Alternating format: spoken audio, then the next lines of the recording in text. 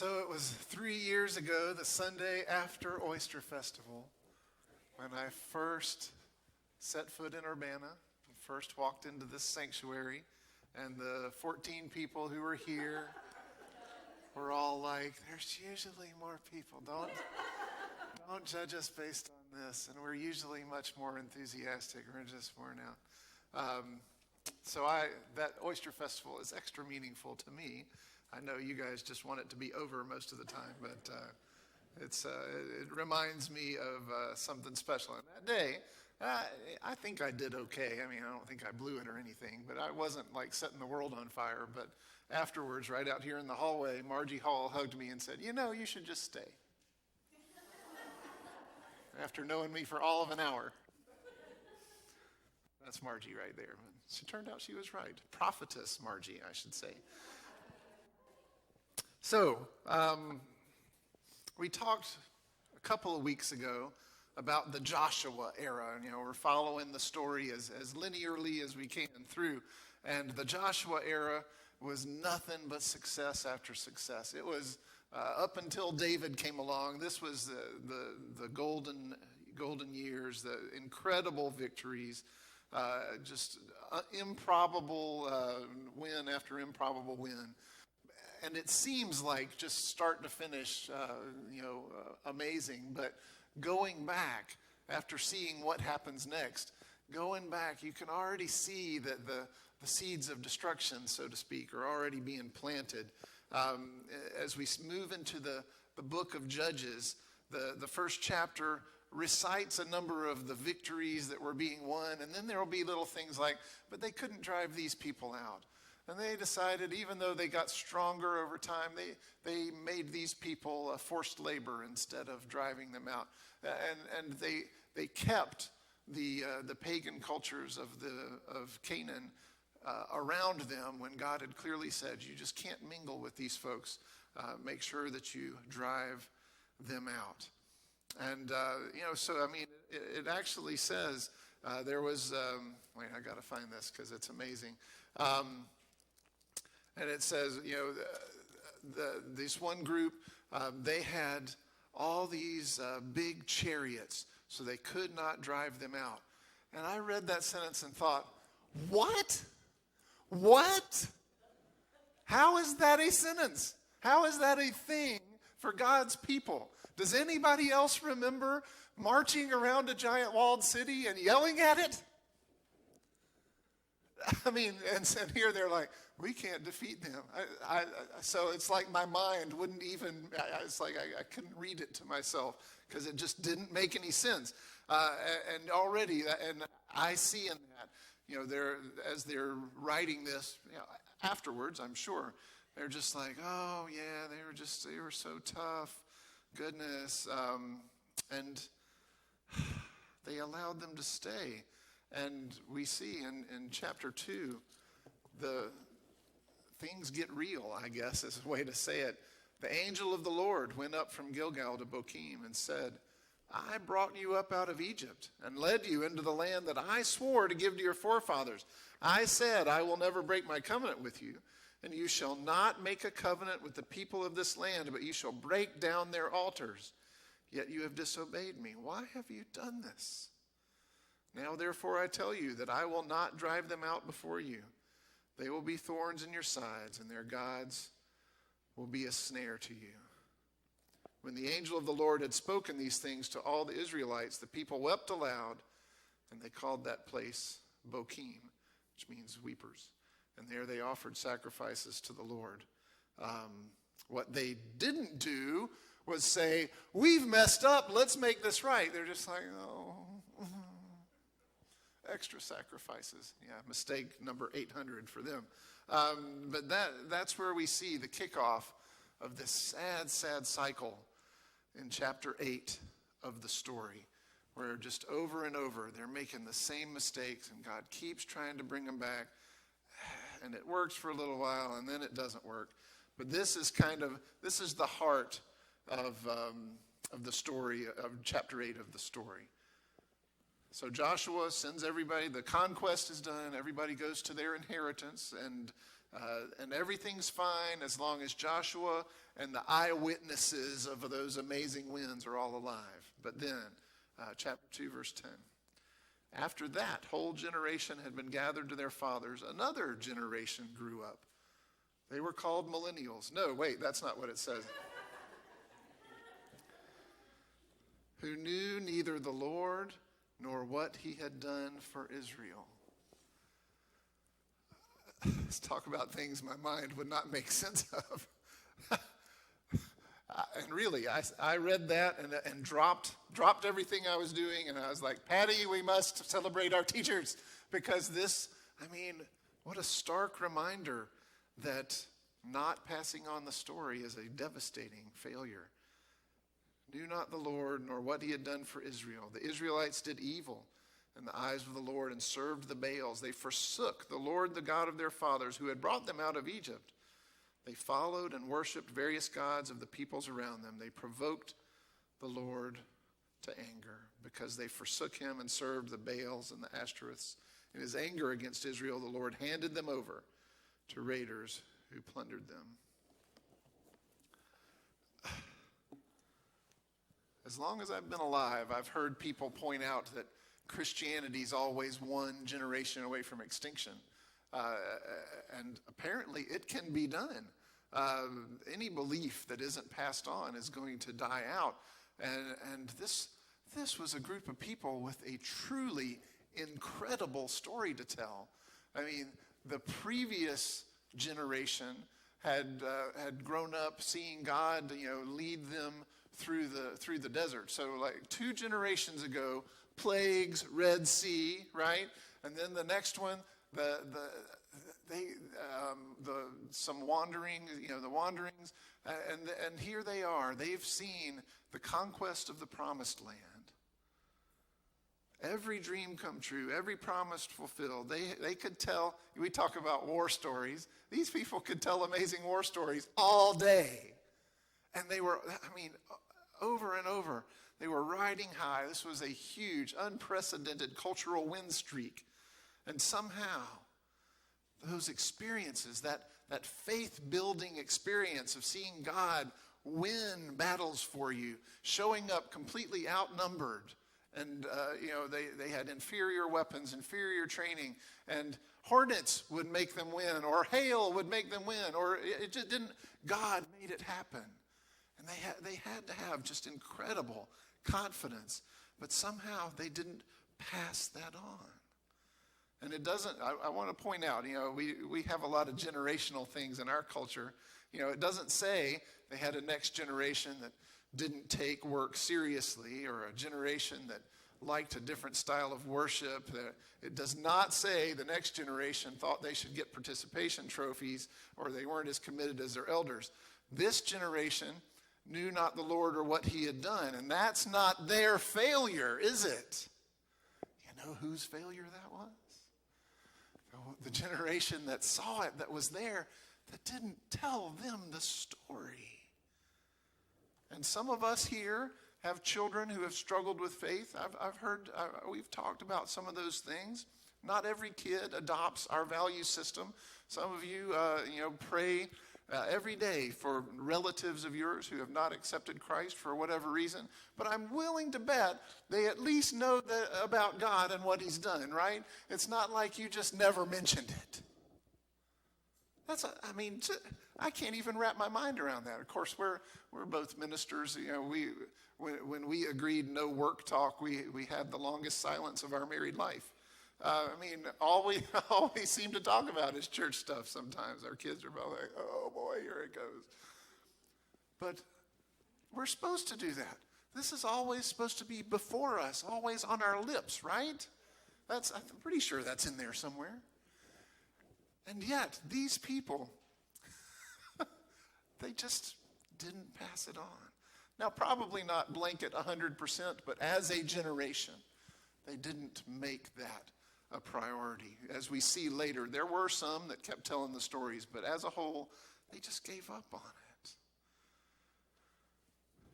And so again, thank you to everybody who's had any part in passing on faith to anybody. It's all important, whether they're your kids or somebody else's.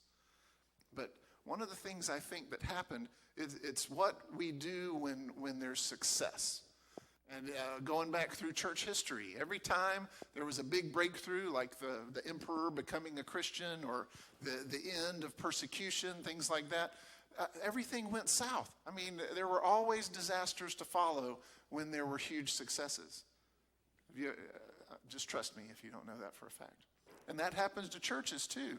They'll have this great period, and then they're just coasting, and then they're like, wow, it sure was good back in the 50s. Oh, remember when we had hundreds of people here? And it's like, and something bad happens when it gets too good and too easy. I don't know. The best the church ever was when you could die literally any minute, when somebody could grab you and throw you to the lions or put you up on a stake and set you on fire. That's when the church was its best.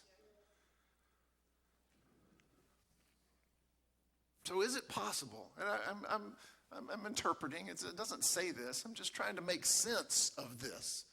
Is it possible they just thought, we have arrived? How much further can you go? I mean, we just walked right into this amazing land, already tilled and planted for us, places already built for us. We've got it made. We can coast from here. We've done the impossible. And just the fact that they didn't pass that on just stuns me. So listen, we've had a lot of successes around here. A lot of good things happen at this church because of our commitment to following God. And I just want to remind us all that success isn't cause to become complacent. To say, all right, we did great. And Tracy and I have seen that. We were pastors of this little tiny country church in Calypso, North Carolina. And they did all kinds of great stuff with us, went out on faith, did new programs, reached out across the train tracks, which nobody did in that part of North Carolina. And they grew and everything. And we felt them. We felt them say, wow, we nailed it. And everybody eased up. Not bad people, just people who felt the success. But we are always on the move because we serve a God who's always on the move. So I'm just saying that, throwing that out there for you. Anyway, back to Judges. So we start this cycle where the people disobey, they follow other gods, they intermarry, they just kind of, this God is just as good as the one we used to follow. And just bad things happen. So God would remove his protection. He didn't really have to punish them because, without him protecting them, they were sitting ducks. And so some other group that was bigger and stronger and better trained and had better equipment would come in and dominate them for some time. They would suffer. And then they would start thinking, things used to be better. What's the difference? And eventually they would cry out to the Lord. I wish there was more talk about repentance in here, but we hope they were feeling repentant, but at least they were crying out to God. And God would deliver them. And again, this was significant disobedience. This wasn't like, you're not supposed to have 3 bowls of cereal for breakfast. This was walking in darkness disobedience, and they're giving up on God, chasing idols, and God says this is why I told you not to leave anybody here, because I knew this kind of thing would happen. And so God gives them over to their enemies, and each time they called out, he would respond, and he would raise up a judge. And that was just the title that they used, and they were kind of spiritual leaders and military leaders and political leaders all rolled into one. Just a leader, capital L, for the whole culture. And those people would lead them to a variety of victories and relief from the pressure of their enemies, and they would usually have peace throughout the lifetime of that specific person. And then, just like happened with that previous generation, that person would die and they would go right off the rails again. And that idea of, we're fine as long as so-and-so is still here, so-and-so is still alive. When I was in college, there was this huge church. The modern mega church hadn't really been invented yet. It was a pretty good while ago. But this church was probably one of the models. So it was I think Shades Mountain or Shades Crest, I forget now. On campus, it was called Six Flags Over Shades. It was enormous. They had incredible amounts of money. And so their sanctuary, it was a basketball arena. I'm just calling it like I see it. I mean, it was this enormous place. They had a full orchestra. And everybody, every single person you talked to about that church, they say, oh, Dr. So-and-so. I don't remember his name. I only went once. And he was like this amazing preacher. And everybody wanted to be there to hear this preaching. And here I am. I'm only 18 or 19, and I'm thinking, well, what happens when he dies? Now, truthfully, a church with that much money is going to bring in another big name. But ever since then, I've always been I've had heightened awareness, I guess, of the danger of building around a person. Anything. If you have an organization that depends entirely on a person, whether it's their personality or their skills or their motivation, you take that out, the whole thing falls to pieces. And you may have seen this happen. And in church particularly, you don't want a church to be the kind of thing where if you remove one piece, the whole thing falls apart. That would be terrible. And of course, a little asterisk, the church secretary, that is the piece. If you pull it out, everything does fall apart. That's actually true. But we try to make it so that it's not like that, this sounds weird for a preacher to say. I don't want people to come here just because of me. I want to make sure I'm not a deal breaker, but because someday I'm going to get even older than I am now, and God might call me somewhere else. I'll eventually die. I don't want the church to fall apart. I don't want that. And so I'm actually careful. You may have noticed this, or you may not have. I don't know. I'm careful to make sure things don't depend too much on me. In small churches, it's very typical for the pastor to just run all kinds of stuff. And it's just assumed. And they think that's great until that pastor is not there anymore. Anyway, just want us to be careful about that. Moving on. So there's these judges. And many of them were interesting characters. Samson, for instance, we could do a whole month on that guy. But the people are failing their test of faithfulness, and God is bringing them back. And it's just this cycle over and over. And there's just a couple of those judges I want to talk about a little bit because we can learn a lot from them. And one is Deborah. And this was one of the things we talked about in Sunday school in my class. I mean, the fact that one of the judges was a woman is still blowing my mind. I mean, just so God has already established his pattern of using unlikely candidates for jobs, right? We know the whole thing with Abraham, with Moses, with Joseph, just on and on.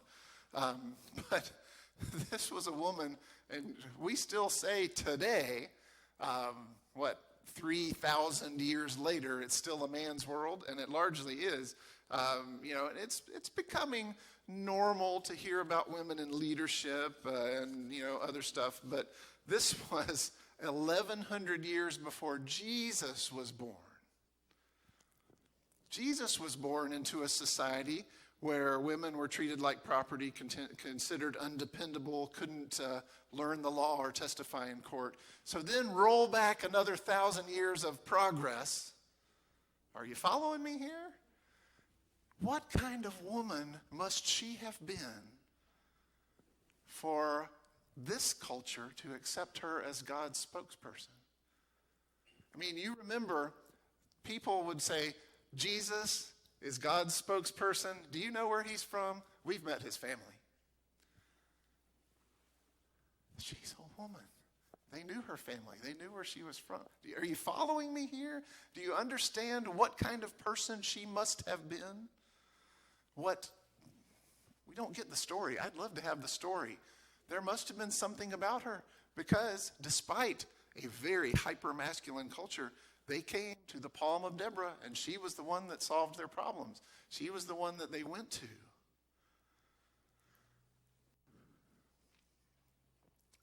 And there was probably muttering, thinking about what happened when Hillary ran for president here in our enlightened society. There was muttering, and the women did a lot of it. Just guessing. But they listened to her. And they sought her out. And so, yes, an unlikely person. And you may have felt at some point that you're an unlikely candidate and you could join a great club. But seriously, this just really torpedoes the whole idea that women can never be in leadership. I mean, there it is, right there, right there. 1,000 years before Jesus was born. One time, a CEO of a company and his wife were out on a road trip, and when they stopped for some gas, he got a little uncomfortable because his wife was like talking and laughing with the attendant. This was back when they came out and pumped your gas for you and checked your fluids and stuff. Y'all remember that? I'm old enough to know things like that. It was called full service, kids. And they were talking, and guys don't really like it when their wives pay attention to other men. So he was a little uncomfortable, but kind of stayed back, and they finally get back on the road, and he's like, so what was that? That was kind of weird. She said, we used to date. I was engaged to him before you and I met. And at first that bothers him, and then he's, you know how guys are, and then he's like, well, I guess you're glad you made the right choice because you got the CEO instead of a gas station attendant. And she's like, honey, if I had married him, you would have been pumping the gas. Anyway, we don't have as much information about Deborah as I wish we had, but clearly she had incredible faith. She must have had an incredible connection to God, which is really, that's the qualification. That's the resume of a great person in the Bible, right? But we see clearly that she had a grasp on the big picture, the upper story of God. If you look after the adventures that take place, we see the Song of Deborah, which is not often talked about in our circles, but is highly revered by Jewish teachers. You can see her. She gets an idea of the big scope of God's story, and she sees what's going on, and that's a rare gift indeed. And so her effect was so great that the head of the army, he goes to her and says, what should we do? And she says, okay, God says to do this, and you'll win. And he says, but will you go with us? He begs her to accompany them. So such is her symbolic power or whatever, he begs her to go along. She says, I'll go, but, because you didn't trust what God said right up front, you're not going to get any of the glory for this battle. None of it. And that's the one where the enemy captain runs and hides in a tent, and a wonderful and amazing woman named Jael puts a stake through his head. Yeah, tell that one to your kids tonight before bed. But she invented SEAL Team 6 or something. What a woman. And again, thinking of that culture, a woman killed the enemy, the head of the army. And so I don't think he complained because they still won the day and God carried them. But just a really interesting outlier in a very masculine-oriented Old Testament overall. So there's Deborah. I just wish there was more about her. And then the one that's probably a lot more familiar is Gideon. And I think his story is really meaningful to us. I think it ties in very nicely to some of the things we've already talked about. But Israel had been struggling with the Midianites. They would sweep in. Every time they tried to harvest, they'd come in and take, just like Pastor Frazee says, like the bullies taking your lunch money at school. Every time they saw somebody fixing something, making something, harvesting something, they'd sweep right in and get it. So Gideon's hiding out in a wine press threshing his wheat, which sounds maybe a little cowardly, but actually could be pretty resourceful and smart. And so the angel of the Lord approaches him and greets him in an unusual way. He says, the Lord is with you, mighty warrior. And Gideon chooses to ignore the warrior part. He probably thought this was the craziest thing he'd ever heard, since he was the least of his family, according to him, and not a warrior by any stretch. But remember that God sees who he made us to be. He sees our potential. He doesn't look at us and just see who we think we are. He sees who he knows we are, who he made us to be. And so he was already addressing Gideon according to what he knew Gideon could be with faith. But Gideon focused on the Lord is with you part. And it's really interesting what he said. He's like, if that's true, then why is everything so terrible? The Lord has abandoned us. He doesn't even do all that stuff that the old guys talk about from back in the day. Didn't God lead us out of Egypt? Yeah, and so you can kind of see, even the people who tried to tell the story, the younger folks are like, what, that's all ancient history. What's going on now? And he sounds like Moses part 2. I'm from the worst clan and the worst family, and I'm the least of my family. But he was stuck thinking that God's miracles were all things of the past.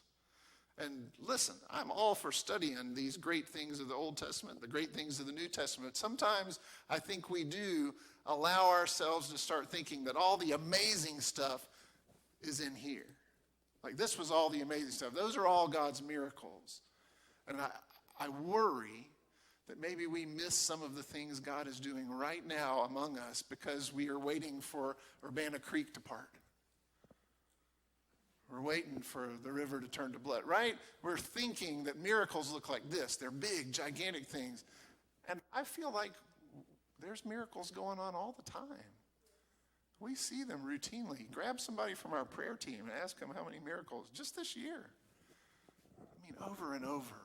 And I think maybe Gideon had missed stuff because he was so caught up in everything's bad. God is far away. His movement and miracles are all in the past. And I think he probably was missing things that God was doing to try to reach out to him and to his people right then. That's what I think. But God moved Gideon from a place of fear to a place of faith. And that's really one of the biggest things for anyone who's following God, to leave behind acting out of fear, to not let those emotional things make our decisions for us, but to remember the Lord is with me, and that's why I'm a mighty warrior. He wasn't magically a mighty warrior because God did like in the Matrix where he could touch some buttons and he's like, I know Kung Fu. Now I know how to ride on a helicopter. He wasn't magically trained. He was a mighty warrior for one reason only, because God made it so. And if he was able to let go of his fear, the kind of fear that makes you hide from everybody when you're doing things, that we can get in on that too. And of course, the great, it's a little like Jericho, all over, or God's like, oh, that's too many people. You don't want to win a victory with thousands of people. You need to get rid of some of them. And they get it down to 300, and they don't even, they take clay pots and torches. I mean, it's a ludicrous battle plan. There's no warrioring going on. All they do is show up and are part of God's plan to throw confusion into the ranks. And the Midianites took care of each other, really. But the bottom line, I will be with you. Once we hear that, I will be with you. What does the rest matter? John could have spent a lot of time asking for more information about how Togo is and what the climate's like and what the people are like, but he knew God was sending him. And I think, speaking for you here, John, but I think I'm right. He's just like, okay, that's good enough.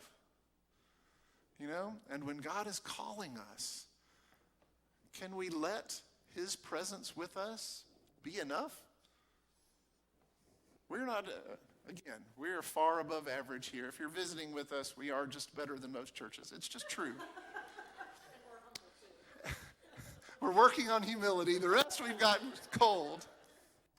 But think how many churches, they know what God wants them to do, and they're like, but do we have enough volunteers? Is there going to be enough money? What's going to happen if? What's going to happen with? How? Have you seen it? Do you know what I'm talking about? Once we know God's in it, that's the signal to charge. Really, what else is there? It's just like our resumes. Once you know, we're trusting in God. What else matters? I will be with you. So if you have fears, so did Gideon. Everybody has fears. You just don't let the fear make your decision. You ever wonder if you have what it takes, the resources? So did Gideon. He was willing to just take it. I will be with you. That's our bottom line. And one of the many reasons we celebrate communion each month, we need to remember the lengths that God went to let us know how motivated he is to be with us, to be present, to be a part of our lives.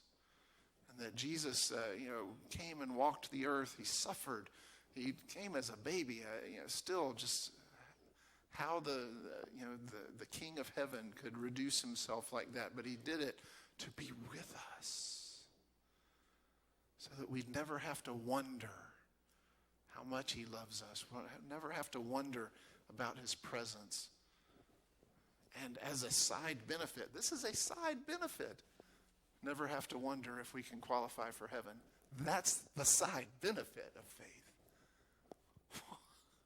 Wow, if only I could find a job that had benefits like that. Let's have a word of prayer as our deacons come up to help me serve.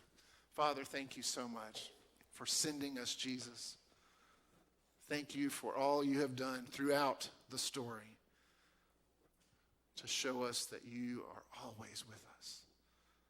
Help us to remember that, to act as if you are with us every day. We thank you for our chance to remember and celebrate today. In the name of Jesus, amen.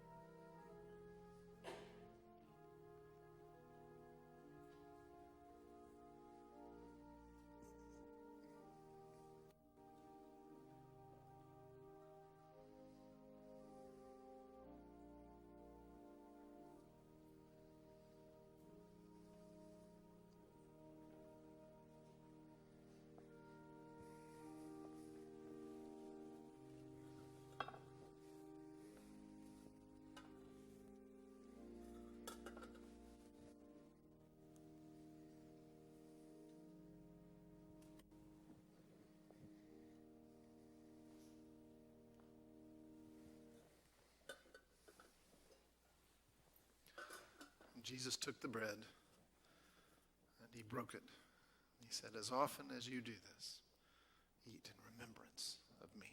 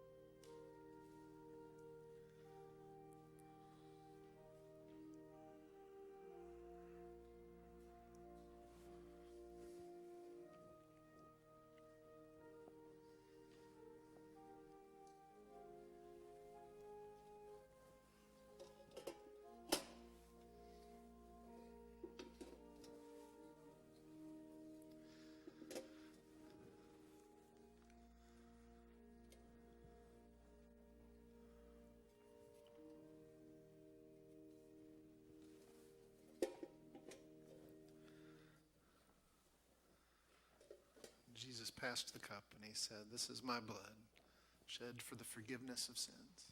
Drink in remembrance."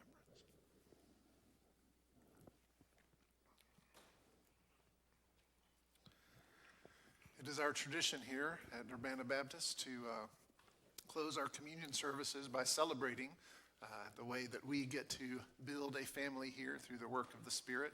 And it's kind of hard to actually make a circle, so what we do is everybody grabs a hand and we try to just reflect the connections that God builds.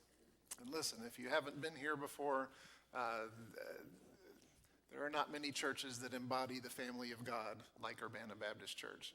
And we're going to celebrate that now. Let's stand and sing, "Blessed Be the Tie."